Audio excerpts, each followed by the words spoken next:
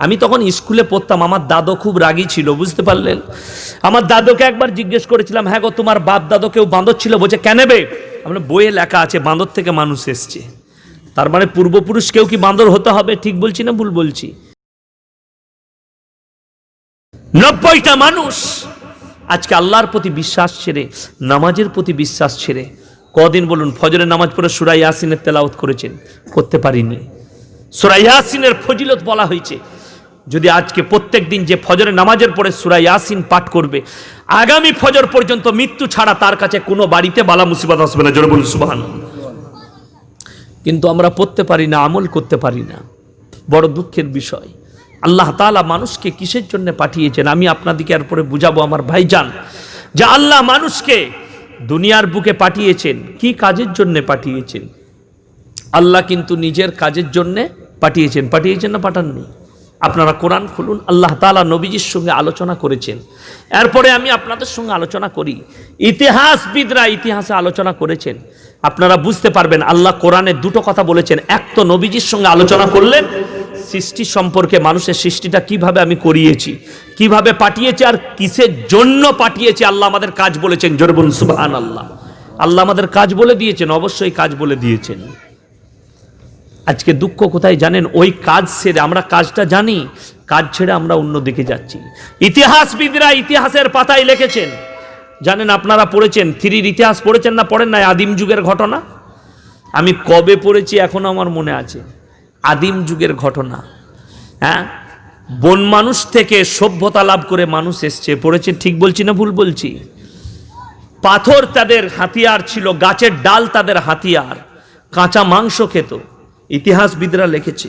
আমি তখন স্কুলে পড়তাম, আমার দাদু খুব রাগী ছিল, বুঝতে পারলেন। আমার দাদুকে একবার জিজ্ঞেস করেছিলাম, হ্যাঁ গো তোমার বাপ দাদু কেউ বাঁদর ছিল? বলছে কেন বে? আমরা বইয়ে লেখা আছে বাঁদর থেকে মানুষ এসছে, তার মানে পূর্বপুরুষ কেউ কি বাঁদর হতে হবে? ঠিক বলছি না ভুল বলছি? তারপরে যখন কোরআন হাদিস এর গবেষণা করলাম, ব্যাখ্যা বিশ্লেষণ পড়লাম, তখন বুঝতে পারলাম না ইতিহাসটা যিনি লিখেছেন এমনি লেখেননি, 14.5 কেজি গাঁজা খেয়ে লিখেছে ইতিহাসটা। কত বললাম? 14.5 কেজি গাঁজা খেয়ে লিখেছে ইতিহাসটা। কেন? আমার আল্লাহ কোরআনে বলেছেন ওয়ালাকাদ কাররামনা বানি আদম। হে আমার বিশ্বনবী বলে দিন, গোটা পৃথিবীতে যত মানুষ আছে সবাই হচ্ছে আমার আদমের সন্তান, সবাই আমার আদমের সন্তান। আর আল্লাহ আদমকে বাঁদর সৃষ্টি করেছিল। এ বাঁদর আপনারা দেখেন নাই? জানেন কালকে আমাদের দেশে একটা বাঁদর এসেছিল আমেরিকা থেকে, আপনারা দেখেছেন না দেখেন নাই? ডোনাল্ড ট্রাম্প, তাকে আবার দেখলাম মোদি 3টে বাঁদর উপহার দিচ্ছে। আবে বাঁদর তো বাঁদরই উপহার পায়, বুঝতে পেরেছেন না পারেননি? বাঁদরের মূর্তি উপহার দিয়েছে কাকে? ডোনাল্ড ট্রাম্পকে। তো বাঁদর তো বাঁদরই পায় আমার ভাইজান। আর আমার আল্লাহ কোরআনে বললেন ওয়ালাকাদ কাররামনা বানি আদম, পৃথিবীর যতগুলো জাতি আছে মানুষ আছে সবাই আমার এক আদমের সন্তান। জোরে বলুন সুবহানাল্লাহ। আল্লাহ আমার নবী বিশ্ব নবী হযরতে মুহাম্মদ মুস্তাফা, সবাই বলুন সাল্লাল্লাহু আলাইহি ওয়াসাল্লাম, বিশ্ব নবীকে বললেন, হে আমার বিশ্ব নবী আপনি শুনুন সৃষ্টি সম্পর্কে, আমি কিভাবে মানুষকে পাঠিয়েছি, কি কাজের জন্য পাঠিয়েছি। ওয়াইজ ক্বালা রাব্বুকা লিল মালাইকাতি ইন্নী জাইলুন ফিল আরদি খলিফা। হে আমার বিশ্ব নবী পৃথিবীর মানুষকে বলে দাও আমি সমস্ত ফেরেশতাকে ডাক দিলাম। হে আমার ফেরেশতা মণ্ডলী শোনো, আসমান আর জমিনের ফেরেশতা আল্লাহর আরশে হাজিরি দিয়েছেন। আর আমার আল্লাহ বললেন, হে আমার ফেরেশতা মণ্ডলী, ওয়াইজ ক্বালা রাব্বুকা লিল মালাইকাতি ইন্নী জাইলুন ফিল আরদি খলিফা। আমি আল্লাহ একটা প্ল্যান এস্টিমেট নিয়েছি, এই পৃথিবীর বুকে আমি আল্লাহ আমার খলিফা পাঠাতে চাই। জোরে বলুন সুবহানাল্লাহ। খলিফার মানে হচ্ছে প্রতিনিধি। প্রতিনিধির আর একটা বাংলা অর্থ হচ্ছে কথা বহনকারী। আমি দুটো ভাঙালাম, কিন্তু দুটো মানে ভাঙালাম, বুঝতে পারলেন না পারলেন না? শুদ্ধ ভাষায় গুদা বাংলায়। একটা হচ্ছে প্রতিনিধি, প্রতিনিধিটা হচ্ছে শুদ্ধ বাংলা, আর কথা বহনকারীটা হচ্ছে গুদা বাংলা। বুঝতে পেরেছেন তো আপনারা? কথা বহনকারী মানে কি? আমাকে একটা কথা বললেন, এটা অমুককে বলে দিবে, অমুকের কাছে পৌঁছে দেবে, এটার নাম কি? কথা বহনকারী। আমি কথাটা পৌঁছে দিলাম তার কাছে। আমার আল্লাহ বললেন আমি আমার প্রচারের জন্য পৃথিবীর আমার খলিফা পাঠাতে চাই, আমার প্রচারের জন্য, আল্লাহর প্রচারের জন্য আপনাকে আমাকে পাঠিয়েছেন। জোরে বলুন সুবহানাল্লাহ। আল্লাহ নিজের প্রচারের জন্য মানুষকে পাঠিয়েছেন, খলিফা পাঠিয়েছি, আমার প্রতিনিধি, তারা আমার সম্পর্কে পৃথিবীর কাছে বর্ণনা দেবে, বেঈমান কাফেরদের কাছে প্রচার করবে। যারা আমাকে মানবে না তারা আমার তারিফ করবে, তারা আমার জিকির করবে, তারা আমার ইবাদত করবে, আমার বড়াই করবে।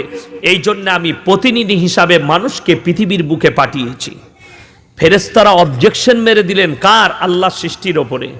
ক্বালু আতাজালু ফিহা মান ইউফসিদু ফিহা ওয়া ইয়াসফিকুদ দিমা ওয়া নাহনু নুসাব্বিহু বিহামদিকা ওয়া নুকাদ্দিসু লাক। হে আমার বিস্ময়, হে আমার আল্লাহ, আপনি শুনেন, আপনি এমন একটা জাতিকে সৃষ্টি করছেন যারা দুনিয়ার বুকে মারামারি, কাটাকাটি, হানাহানি, অন্যায়, অত্যাচার, অবিচার করবে। আমার আল্লাহ বললেন ক্বালা ইন্নী আলামু মা লা তা'লামুন। হে আমার ফেরেশতা মণ্ডলী, আমি যা জানি তা তোমরা জানো না। চুপ করে যাও, আমি যেটা জানি সেটা তোমরা জানো না। আমার ভাইজান, ফেরেশতাদের অবজেকশনটা সত্য না মিথ্যা? সত্য। আজকে পৃথিবীতে জানেন কিসের লড়াই শুরু হয়েছে? দুটো মারাত্মক লড়াই, ইগোর লড়াই। একটা হচ্ছে পদের লড়াই, আর একটা হচ্ছে আল্লাহকে নিয়ে লড়াই শুরু হয়েছে। দুটো লড়াই পৃথিবীতে মারাত্মকভাবে শুরু হয়েছে। কিসের পদ? কেউ চাইছে গ্রামের পদ, কেউ চাইছে এলাকার পদ, কেউ চাইছে দেশের, কেউ চাইছে রাজ্যের, কেউ চাইছে পৃথিবীর, কেউ চাইছে ওয়ার্ল্ডের পাওয়ার। জানো আমার হাতে হয়। ডোনাল্ড ট্রাম্প বলছে ওয়ার্ল্ড পাওয়ার আমার হাতে। চীন বলছে তোকে আমি মানি না, উত্তর কোরিয়া বলছে মানি না, ইরান বলছে আমি মুতোর জবাব দিয়েছি, মুতোর জবাব দিয়েছি। জানেন সবাই সব নিজের পাওয়ার তৈরি করছে, একে একে পাওয়ার। আল্লাহর কসম করে বলছি, পৃথিবীর মানুষ কিন্তু আল্লাহর পাওয়ারকে ভুলে গেছেন। আল্লাহ পাওয়ার দেখিয়েছেন না দেখাননি? দেখিয়েছেন পৃথিবীর বুকে। আজকে মুসলমান যুবকরা, মুসলমান ভাইরা দুঃখ প্রকাশ করে, ইন্টারনেটে ফেসবুকে পোস্ট করছে, টুইটারে তারা পোস্ট করছে কি? বাবরি মসজিদ ভেঙে রাম মন্দির তৈরি হচ্ছে, আমাদের দুঃখ প্রকাশ হচ্ছে। ঠিক বলছি না ভুল বলছি? অনেক ভাই দুঃখ প্রকাশ করছে। আর আমার দুঃখ, বাবরি মসজিদ ভেঙে রাম মন্দির হচ্ছে এটার জন্য আমার দুঃখ হয়নি।